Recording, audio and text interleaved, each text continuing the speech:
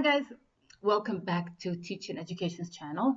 My name is Louise Potter, and today we're going to talk a little bit about using graphic organizers in the language classroom. So what is a graphic organizer? Okay, we know that visual thinking, that is when students learn by using visuals, okay, it's a learning style where students better understand and retain ideas, topics, information, and concepts that are associated to any kind of visuals or images or diagrams. So in this case, we're talking more about graphic organizers, not necessarily pictures and photographs, okay? So what sort of graphic organizers can you use? We have many, okay? Today I'm specifically going to talk about mind maps and KWL charts. But there are many different charts and diagrams like Venn diagrams and other things that you can use. But today I'm specifically going to talk about these two, which I think are very interesting, and I use them a lot even for my own learning, okay? But first of all, let's think a bit, why does it work? Okay, why do graphic organizers work? We know that most of our students are visual, okay? So it helps students organize their thoughts. So when you're talking about mind maps, that they're like, there's a central idea and then there's a whole lot of lines and little balloons around. It helps organize their information, okay? So, and the same thing with, the KWL charts. It organizes their ideas.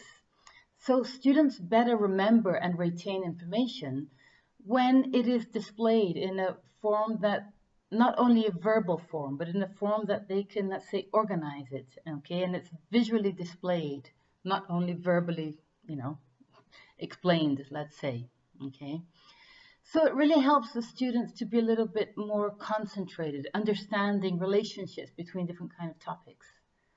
So when we talk about mind maps, okay, I said it organizes their idea. So for example, if we're talking about seasons, okay, so you can talk about, let's say, okay, you put the seasons as the main central idea, and then you take off the lines and you put, okay, autumn, summer, winter, and then out of each of those other balloons, you can put, okay, if it's cold, hot, what kind of temperature it is, what kind of clothing you can use, what kind of food you eat in those kind of temperatures. So you see, I mean, it organizes everything on one set of paper, let's say. And so it's very well used for vocabulary, but you can also use mind maps for, let's say, writing. So let's say you propose for them, they have to write a topic. Let's think about the topic, I don't know, you give them an essay, okay?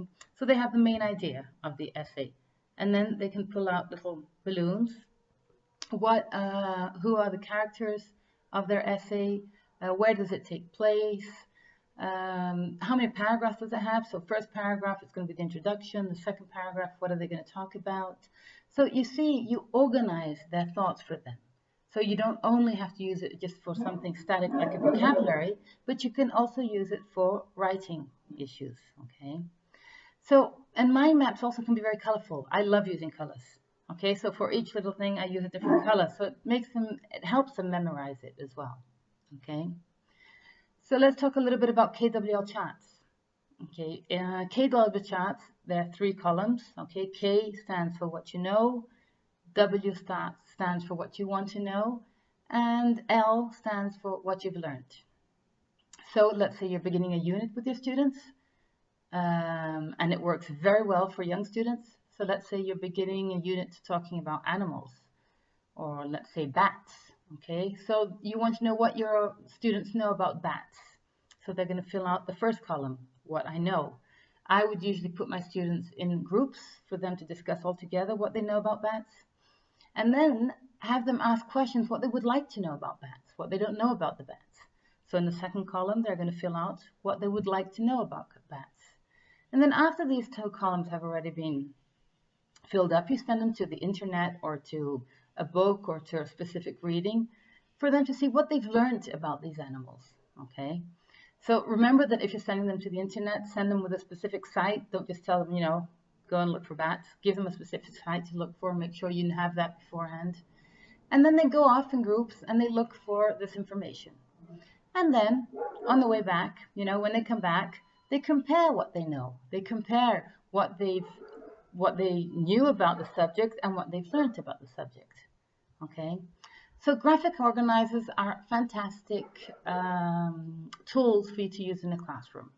So that's what I have to say today, and I hope it will work out for you. So give it a try and let me know how it worked out. Thank you.